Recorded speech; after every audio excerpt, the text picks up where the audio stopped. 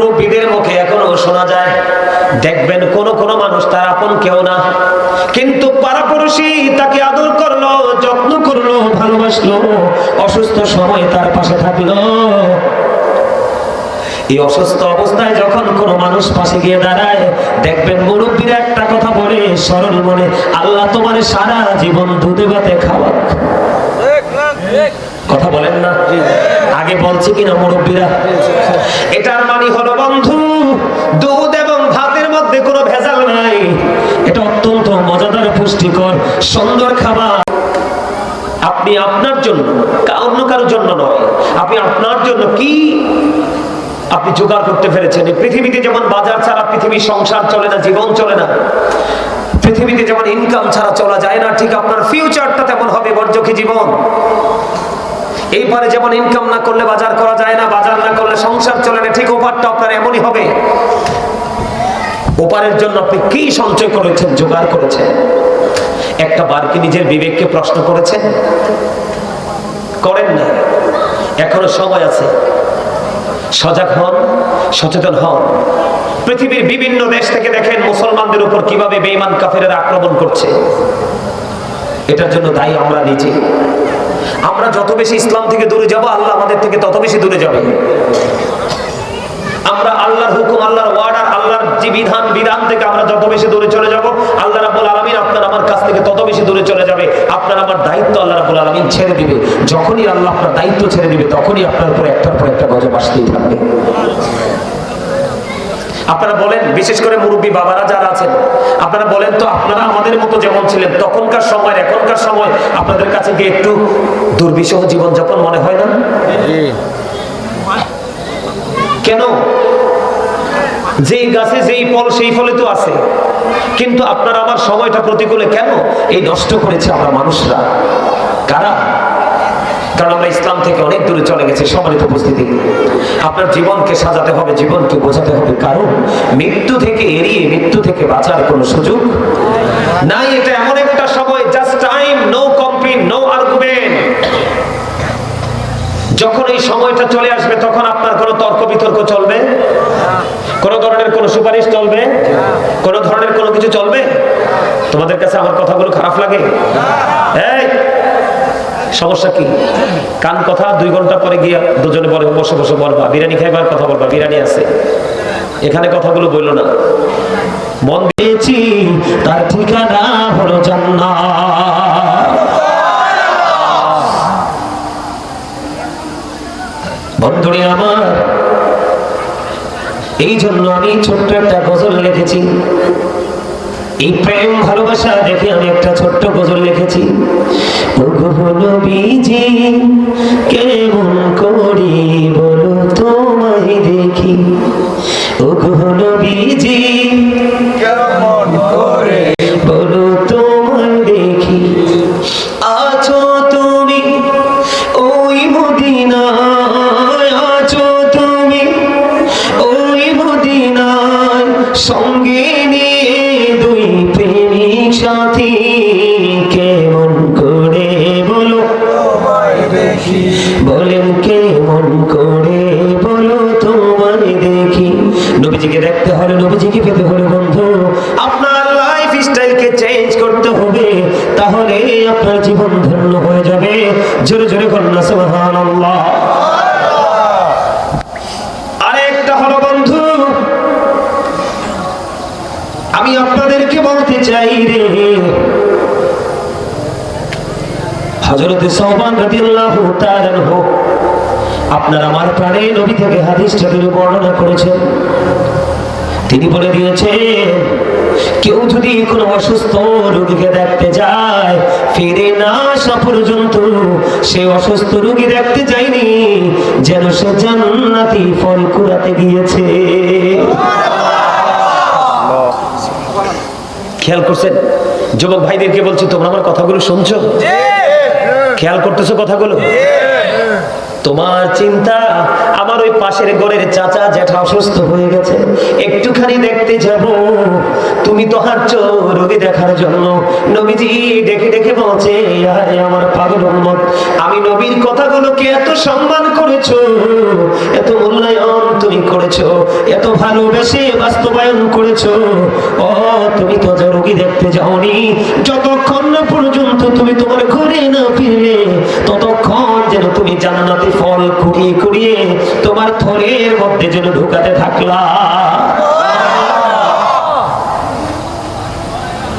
বন্ধু শুধু এখানে ক্ষান্ত নয় রে,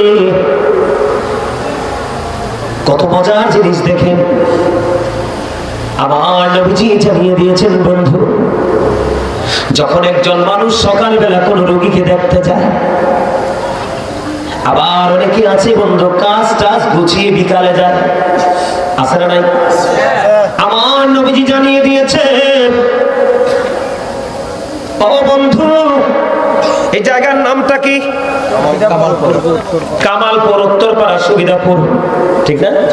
সুবিধাপুরের মানুষ হৃদয়ের জানা রাখো রে, তোমরা সবাই শোনো। তুমি যখন যখন কোন অসুস্থ মানুষকে দেখতে যাবে রে, নবীজি জানিয়ে দিয়েছে তুমি যদি সকালবেলা যাও, তুমি যতক্ষণ না পর্যন্ত রোগী দেখে বাড়ি ফিরে না আসলাম ততক্ষণ পর্যন্ত তোমার জন্য 70,000 ফেরেশতা আল্লাহর দরবারে মাগফিরাত কামনা করতে থাকে। আমার নবীজি জানিয়ে দিয়েছে, ও কামালপুর, উত্তরপাড়া, সুবিধাপুরের আমার ভাই বাবারা, মা গো, ও আমার বোনেরা, সবাইকে বলছি হৃদয়ে জানা রাখো রে, তোমরা সবাই শোনো।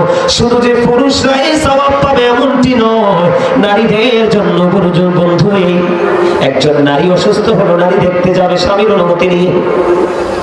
আমার নবীজি জানিয়ে দিয়েছে, কেউ যদি বিকাল বেলা যায়, বিকালে যদি অসুস্থ রোগী দেখতে যায় রে, আমার নবীজি জানিয়ে দিয়েছে সে যেন যতক্ষণ না পর্যন্ত ফিরে না আসলো, আমার নবীজি জানিয়ে দিয়েছে 70,000 ফেরেশতা তার জন্য মাগফিরাত কামনা করতে থাকে।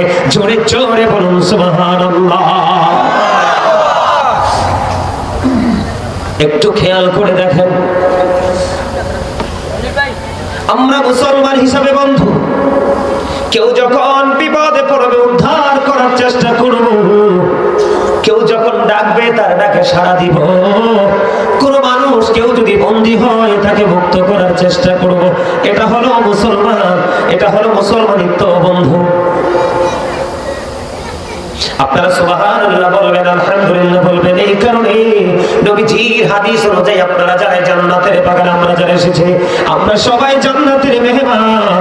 নবীজি বলেছেন এই জান্নাতের মেহমানদের জন্য খাবার হলো ওই সুবহানাল্লাহ শব্দটা। জোরে জোরে কন্যা সুবহানাল্লাহ, আরো জোরে বলুন সুবহানাল্লাহ। তোমরা যখন রোগী দেখতে যাইবা, অসুস্থ মানুষটাকে দেখতে যাইবা, সে কিন্তু সাফারিং করতেছে, তার এই অসহায় অবস্থা যখন তুমি দেখতে পাবে, নবীজি শিখিয়ে দিয়েছেন তোমরা তখন ওই অসুস্থ রোগীর কাছে গিয়ে খোশ গল্প করবা, প্রেমময় আলাপ করবা। আমি আপনাদেরকে বন্ধু বলে রাখি, মানুষ যখন বিপদে পড়ে, আপন প্রিয় মানুষ যখন কাছে এসে দাঁড়ায়, বুকটা তার অনেক বড় হয়। কেউ যখন অসুস্থ হয়, অসুস্থ হওয়ার পরে আপন মানুষ দেখলে বন্ধু তার অসুস্থতা মোটামুটি হলেও কি হয়ে যায়, দূর হয়ে যায়। এটা আমার কথা নয়, হাদিস শরীফের কথা, নবীজির জবান মুবারকের কথা। অসুস্থ হলে তাকে দেখতে যাও, তার মাথায় হাত বুলিয়ে দাও, তার সাথে প্রেমময় আলাপ করো, এবং ফিরে আসার আগে আগে ওই অসুস্থ মানুষটার কাছে তুমি দোয়া চাও, কারণ অসুস্থ মানুষের দোয়া আল্লাহ রাব্বুল আলামিন বেশি বেশি কবুল করে। আপনারা এই যুগে এই কথাগুলো বেশি শোনা যায় না। আমি যখন ছোট ছিলাম আমার এলাকায় শুনেছি বন্ধু, মুরব্বীদের মুখে এখনো শোনা যায়। দেখবেন কোন কোন মানুষ তার আপন কেউ না, কিন্তু পাড়াপড়শি তাকে আদর করলো, যত্ন করলো, ভালোবাসলো, অসুস্থ সময় তার পাশে থাকলো। এই অসুস্থ অবস্থায় যখন কোনো মানুষ পাশে গিয়ে দাঁড়ায়, দেখবেন মুরব্বীরা একটা কথা বলে সরল মনে, আল্লাহ তোমার সারা জীবন দুধে ভাতে খাওয়াক। কথা বলেন না? আগে বলছে কিনা মুরব্বীরা? এটার মানে হলো বন্ধু, দুধ এবং ভাতের মধ্যে কোনো ভেজাল নাই। এটা অত্যন্ত মজাদার, পুষ্টিকর, সুন্দর খাবার, অত্যন্ত সুইট বন্ধু। এই দোয়ার মানে হলো ওই ব্যক্তিটাকে আল্লাহ রাব্বুল আলামিন দুনিয়ায় যতদিন থাকে আল্লাহ তাকে নিরাপদে রাখে, কোনো ধরনের ভেজাল বন্ধু তাকে গ্রাস করে না, আল্লাহর রহমত তার উপর বর্ষিত হয়। কারণ বন্ধু অসুস্থ মানুষের দোয়া বেশি বন্ধু কবুল হয়। আমি কয়েকটা পয়েন্ট নিয়ে আজকে আলোচনা করব আপনাদের সামনে, এই কারণে করব, লম্বা করতে পারবো না, টপিক আকারে আলোচনাটা করব। যারা জ্ঞানী, যারা বিবেকবান একটুতেই বুঝে নেবেন। দেখেন, আপনি যদি অসুস্থ মানুষকে দেখতে চান, আল্লাহর পক্ষ থেকে আপনার জন্য নিয়ামত বরাদ্দ। আর দুনিয়ায় যেহেতু আছেন, দুনিয়ায় চলতে হবে, আপনার তৈরি হয়ে গেল এক মধুর প্রেমের বন্ধন। দুনিয়াও আপনার সুন্দর হয়ে গেল, আখিরাতের বাজারটাও বন্ধু সুন্দর হয়ে গেল। আপনারা কি মনে করেন জান্নাতের ফল তো যেমন তেমন জিনিস না? এবার আসেন বন্ধু, ওই যে বললাম, কেউ বিপদে পড়লে তার ডাকে সাড়া দিবেন, পরামর্শ চাইলে বন্ধু তাকে পরামর্শ দিবেন। এটা নিজের আপন প্রতিবেশীর ক্ষেত্রে আমি আপনাদেরকে বলবো, এটা হলো বন্ধু এক ধরনের আচরণ, সামাজিক বন্ধনে আবদ্ধ হওয়ার জন্য বড় একটা গুরুত্বপূর্ণ ভূমিকা। একটা জিনিস চিন্তা করেছেন, সালাম এবং অসুস্থ মানুষের পাশে গেলে কি নিয়ামত হয়, নিয়ামত পাওয়া যায়। এবার আমি আপনাদেরকে বলবো বন্ধু, কেউ যদি আপনাকে ডাক দেয়, আপনি গেলেন না, আপনার ব্যবহারটা খারাপ করেছেন। কথা বলেন না কেন? কেউ পরামর্শ চাইলো, আপনি তাকে পরামর্শ দিলেন না, তার সাথে খারাপ ব্যবহার করেছেন, ভালো আচরণ করেনি, কোরআন হাদিস বিরোধী আচরণ করেছেন, নবীর আদেশকে অমান্য করেছেন। আচরণ বড় নিয়ামতের জিনিস। আবু হুরায়রা রাদিয়াল্লাহু তাআলা আনহু থেকে হাদিস খানা বর্ণিত। বন্ধুরে আমার, আপনার আমার প্রাণের নবীকে একজন প্রশ্ন করলো, ইয়া রাসূলুল্লাহ, ইয়া হাবিবাল্লাহ, একজন ব্যক্তির দিকে ইশারা করে দেখাইলেন, ইয়া রাসূলুল্লাহ, ইয়া হাবিবাল্লাহ, নবী গো, ওই ব্যক্তিটা অনেক বেশি দান সদকা করে, অনেক বেশি নামাজ পড়ে, অনেক বেশি ইবাদত বন্দেগী করে গো, কিন্তু ইয়া রাসূলুল্লাহ, তার ব্যবহার এত খারাপ, তার ব্যবহার শুনলে মানুষ কষ্ট পায়। এবার নবীজি সঙ্গে সঙ্গে বলে দিলেন, ওই মানুষটা জাহান্নামী। নাউজুবিল্লাহ বলেন না? খেয়াল করেন, বিষয়গুলো খেয়াল করেন। নামাজও পড়ে ঠিক, দান সাদকাও করে ঠিক।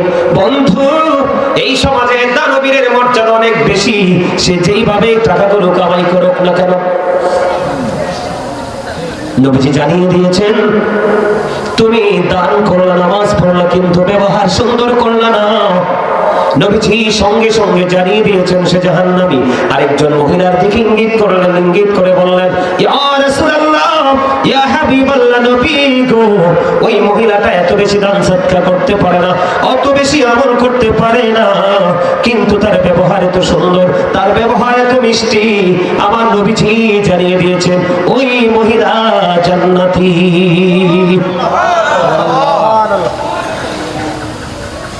বিষয়গুলো একটু সূক্ষ্মভাবে বন্ধু খেয়াল করেন। আজকে আমাদের মধ্যে ব্যবহার আসেনি। আমি যদি আপনাকে বলি, আমাদের কি নবীজি শিক্ষা দিয়েছেন মুসলমান মুসলমানের প্রতি কেমন আচরণ করবে, একজন পাড়া প্রতিবেশীর সাথে আরেকজন কেমন ব্যবহার করবে। ইসলাম কত সুন্দর জিনিস, দেখেন। আপনার আমার প্রাণের নবী রাহমাতাল লিল আলামিন, সিরাজুল মুনীরা, ইমামুল মুরসালিন নবী বন্ধু, তিনি জানিয়ে দিয়েছেন, যেমন ধরেন আপনি 1 কোটি টাকার মালিক, আপনার পাশে একটা মানুষ আছে, তার 1 লক্ষ টাকাও নাই, আপনি একটা বাড়ি বানাতে যাবেন, আমার রাসূলের শিক্ষা হলো, তোমার পাশে যে গরিব মানুষ আছে, দুস্থ মানুষ আছে, অসহায় মানুষ আছে, যেই কোনো একজন হতে পারে, তুমি বাড়ি যখন বানাইবা, বাড়ি বানানোর সময় তুমি কি করবা, ওই পাশের যে গরিব মানুষটা আছে তার সাথে তুমি আলোচনা করো। কেন গো? আলোচনাটা তুমি এই জন্য করবা, আমি 10 তলা একটা ভবন বানাবো, অবকাঠামো নির্মাণ করবো, মিনিমাম 100 বছর। এখন তুমি পরামর্শ করবে, আমি এইভাবে ডিজাইন করেছি, ড্রয়িং করেছি, আমি এইভাবে বাড়িটা বানাবো, তোমার কোনো অসুবিধা হবে কিনা? আমার নবীজি জানিয়ে দিয়েছেন, যদি ওই গরিব মানুষটা আপত্তি করে রে, তুমি যদি বন্ধু এইভাবে বাড়িটা বানাও, তোমার সুবিধাটা যেমন 100 বছরের হবে রে, আমার অসুবিধাটাও 100 বছরের হবে। কথা বলেন না কেন? বুঝেন নাই? আপনাদেরকে এই আলোচনাটা কি আপনাদের কাছে খারাপ লাগে নাকি করার দরকার আছে? গত 2 দিন আগে বন্ধু সোশ্যাল মিডিয়াতে দেখলাম একজন মানুষ অসুস্থ ছিল দীর্ঘদিন, তিনি ইন্তেকাল করেছে, কিন্তু তার পাশের বাড়ির লোক বাউন্ডারি ওয়াল তুলে দিয়েছে, লাশটা পর্যন্ত বের করার জায়গা নাই। এত নিষ্ঠুর মানুষ কেমন করে হয়? এই পৃথিবী চিরদিনের জন্য নয়, আসার যদিও বন্ধু একটা সিরিয়াল আছে, যাওয়ার কোনো সিরিয়াল নাই। যেহেতু যাওয়ার সিরিয়াল নাই, তার আগে আপনাকে এই জায়গাগুলো ক্লিয়ার করে যেতে হবে, অন্যথায় আপনার কোনো উপায় থাকবে না।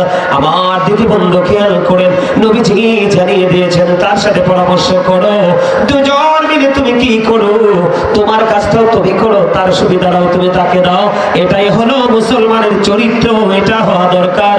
আজকে ইসলামের দিকে নাই বিধায় আমাদের এই সুন্দর চরিত্র আজকে নষ্ট হয়ে গেছে। কথা বলেন না কেন? আবার আমি যদি বলি বন্ধু সম্প্রীতির কথা, যদি আমি আপনাকে বলি রে, আপনাকে আমাকে বন্ধু আরেকটা কাজ করতে হবে। এটা মায়েশা সিদ্দিকা রাদিয়াল্লাহু তাআলা আনহা বললেন, ইয়া রাসূলুল্লাহ, ইয়া হাবিবাল্লাহ, নবী গো, আমি দুইজন, আমি কিছু দান করব। কি করব? আমি কিছু দান করব। আমার দুইজন প্রতিবেশী আছে, ইয়া রাসূলুল্লাহ, আপনি বলে দেন আমি কাকে আগে দিব। আমার নবীজি জানিয়ে দিলেন, যার ঘরটা তোমার ঘর থেকে খুব বেশি কাছে রে, তুমি আগে তাকে দাও, যে একটু দূরে তাকে তুমি পড়ে দাও।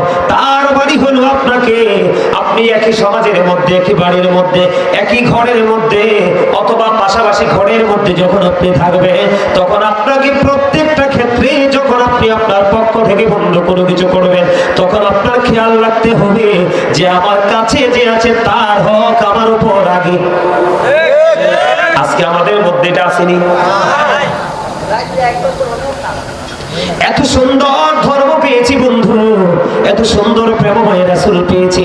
এই রাসূল পাওয়ার পরেও যদি নিজের জীবনকে গোছাইতে না পারি রে, তাহলে আমি বলি জীবন কখনোই পরিপূর্ণ করা সম্ভব নয়। হাদিস শরীফের মধ্যে এসেছে বন্ধু, আপনার আমার প্রাণের নবী তিনি জানিয়ে দিয়েছে, মা বোনদেরকে বলবো, আমার নবীজি বলেছে, তোমরা যখন তরকারি রান্না করো, তুমি একটু ঝোল একটু বাড়াই দিও। সুবহানাল্লাহ বলেন না? তুমি কি করিও? তরকারিতে আপনারা কি বলেন? ঝোলে তো বলেন। নবীজি বলেছেন তোমরা ঝোল একটু বাড়াই দিও, কারণ তোমার এই তরকারি থেকে তোমার পাশে যে আছে তার যেন একটু দিতে পারো। সুবহানাল্লাহ বলেন না? আর জোরে বলেন না সুবহানাল্লাহ। আল্লাহ নবীর অর্ডার মানলে লাভ না লস। আমি এটার সাথে বন্ধু, এখনকার মানুষ কিন্তু মানুষকে দিতে চায় না। অনেক মানুষ আছে নষ্ট করে ডাস্টবিনে ফেলে দেয়, পচিয়ে ফেলাই দেয়, কিন্তু মানুষকে দিতে চায় না বন্ধু। মানুষকে খাওয়াইলে কত লাভ। আল্লাহ নবীর কাছে দিন এক মেহমান আসলো। মেহমান আসার পরে নবীজি দেখে দেখে বললেন, এই মেহমানের দায়িত্ব কে নিবা? একজন আনসারী সাহাবী দাঁড়িয়ে গেলেন, ইয়া রাসূলুল্লাহ, আমি তার দায়িত্ব নিয়ে নিলাম। কিন্তু ওই আনসারী সাহাবী বন্ধু কোনোভাবেই তিনি কিন্তু ধনী ছিল না। আল্লাহ রাসূলের কাছ থেকে মেহমান নিয়ে বন্ধু বাড়ি চলে গেল। যাওয়ার পরে বিবিকে একটা ডাক দিল, বিবি রে, ঘরে কি খাবার আছে? আজকে মেহমান আছে রে বিবি। বিবি একটা ডাক দিয়ে বললেন, স্বামী গো, আমার ঘরে যেইটুকু খাবার আছে এটা আমাদের ছোট্ট বাচ্চার খাবারটা গো স্বামী। এবার ওই আনসারী সাহাবী একটা ডাক দিয়ে বললেন, ইয়া রাসূলুল্লাহ, ওই আনসারী সাহাবী একটা ডাক দিয়ে বললেন, আমি আমার প্রাণের নবীর কাছ থেকে আজকে মেহমান নিয়ে এসেছি রে বিবি। সন্ধ্যা যখন হবে প্রদীপ তুমি নিভাইয়া দিও, প্রদীপটা নিভাই দিয়ে সন্ধ্যার সময় বাচ্চাটাকে ঘুম পাড়াইয়া দিও। আজকে আমার বাচ্চাটাকে খাবার খাওয়াবো না, আমি আমিনাজ নবীজির কাছ থেকে একজন মানুষ, একজন মেহমান নিয়ে আসছি, ওই খাবার দিয়ে আজকে তাকে আপ্যায়ন করবো। ও বন্ধু, অসুবিধাপুরের আমার ভাই, আমার বাবা গো, ইসলাম কি তুমি দেখো, ইসলামের সৌন্দর্য কি, মাধুর্য কি। আপনার আমার প্রাণের নবীর কাছ থেকে মেহমান চেয়ে নিলেন, এবার তিনি কি করলেন, ওই বিবি সুন্দর করে সন্তানটাকে ঘুম পাড়াই দিল। ঘুম যখন পাড়িয়ে দিল, ওই মেহমানকে বাচ্চার খাবারটা খাওয়াই দিল। সকাল যখন হলো রে, আমার নবীজির দরবারের দিকে ওই সাহাবী ধীরে ধীরে হেঁটে হেঁটে যায়। আমার নবীজির চেহারা মুবারকের দিকে যখন ওই আনসারী সাহাবীর চেহারাটা পড়লো, নবীজি মুস্কি মুস্কি হাসে। জোরে বলেন না সুবহানাল্লাহ। নবীজি মুস্কি মুস্কি হাসে। যাওয়ার পরে প্রশ্ন করলেন, ইয়া রাসূলুল্লাহ, ইয়া হাবিবাল্লাহ, নবী গো, ও প্রাণের নবী গো, আপনি কেন গো প্রেমময় ভাবে হাসছেন গো নবী? আবার আমার নবীজি একটা ডাক দিয়ে বললেন, তুমি যে গত রাত্রে মেহমানের সাথে যে ব্যবহার করেছো, মেহমানের সাথে যে আচরণ করেছো, এই আচরণে আমার আল্লাহ এত বেশি খুশি হয়েছে রে, এই খবর আমি জানতে পেরেছি, এই জন্য আমি নবী তোমাকে দেখে হেসে দিয়েছি। এই যে চর্চা আমাদের মধ্যে এখন আসেনি, কোন এত দুষ্ট, নিজের আদরের সন্তান বড় হলো, নিজের আদরের ছেলেকে বড় করলো, বড় করে বিয়ে করাইয়া বউ ঘরে নিয়ে আসলো। এই বউয়ের কারণে মা বাবাকে খাওয়াইতে পারে না, সন্তান আছে না নাই? আমার নবীজি জানিয়ে দিয়েছেন, বন্ধু আল্লাহর কাছে দুটো কাজ বেশি পছন্দের, এদিকে তাকান। একটা একটু আগে বলেছি, পরিচিত হোক অপরিচিত হোক, দেখা মাত্রই বন্ধু মুসলমানকে সালাম দিয়ে দেব। কোন হিন্দু খ্রিস্টান বৌদ্ধকে সালাম দেওয়া যাবে না, তারা সালাম দিলে সালামের জবাবও দেওয়া যাবে না। আমার নবীজি বলেছে, উম্মত বাঁচতে যদি চাও তোমরা বন্ধন তৈরি করে এসো। তোমার জীবনে কোনো আমল নাই, উত্তম ব্যবহারের আমল আছে, এটাই তোমাকে জান্নাত পর্যন্ত পৌঁছে দেবে। নবীজির হাদিস, নবীজি জানিয়ে দিয়েছে, পরিচিত হোক অপরিচিত হোক, মুসলমান দেখা মাত্র তুমি সালাম দিয়ে দিবা, আর মানুষকে পেট ভরে খাইয়ে দিবা। আমরা এখন খাওয়াই না, আমরা এখন সালামও দেই না, কেউ বিপদে পড়লে তাকে উদ্ধারও করি না, কেউ পরামর্শ চাইলে ভালো পরামর্শ দেই না, মৃত্যুবরণ করলে তার জানাজাও যায় না, অসুস্থ হলে দেখতে যাই না। ও বন্ধু, নবীজির কথা মানবেন, আপনার বরকত হবে। আপনি মনে করবেন না আপনার পাতিল থেকে একটা বাটি তরকারি যদি ওই ঘরে দিয়ে দেন কমে যাবে না, বরং অন্য দিক দিয়ে বরাদ্দ হবে, আপনার বরকত রহমত ঘরের মধ্যে প্রবেশ করবে। জোরে জোরে কোন সুবহানাল্লাহ। আমি আপনাদেরকে বলি, বরকত কেমন করে হয় বন্ধু? আল্লাহর নবীর কথা যদি আপনি মানতে পারেন, আল্লাহর হাবিবের হাদিস যদি মানতে পারেন, আপনার জীবনের মধ্যে বরকতের কোনো কমতি হবে না। আমার দিকে তাকান বন্ধু। একদিন আবু হুরায়রা রাদিয়াল্লাহু তাআলা পেটের খিদায় তিনি মাটির মধ্যে নেমে পড়লেন, মাটির মধ্যে তিনি বন্ধ গড়াগড়ি শুরু করলেন। এই গড়াগড়ি দেওয়ার সময় আপনার আমার প্রাণের নবী দেখতে পাইলেন, নবীজি দেখতে পাইলেন। আবু হুরায়রার এমন অবস্থা দেখে বললেন, আবু হুরায়রা চলো আমার সঙ্গে চলো। এবার আবু হুরায়রা আপনার আমার প্রাণের নবীর সঙ্গে চলতে শুরু করলেন। চলতে চলতে চলতে চলতে নবীজি গন্তব্যে গেলেন। যাওয়ার পর একটা ডাক দিয়ে বললেন, আজকে ভোরে কোনো হাদিয়া আছে কিনা? নবীজির বিবি উত্তর দিলেন, ইয়া রাসূলুল্লাহ, ইয়া হাবিবাল্লাহ, নবী গো, আমাদের ঘরে একটা বাটি দুধ হাদিয়া এসেছে। জোরে জোরে কোন সুবহানাল্লাহ। কয় বাটি দুধ? একটা বাটি দুধ। খেয়াল করবেন বন্ধু, শিক্ষা নেবেন কেমন করে। একটা বাটি দুধ এসেছে। নবীজি যখন শুনতে পাইলেন, হযরতে আবু হুরায়রা কিন্তু পেটের খিদায় অস্থির। মানুষ কতটুকু খিদা লাগলে মাটিতে পড়ে।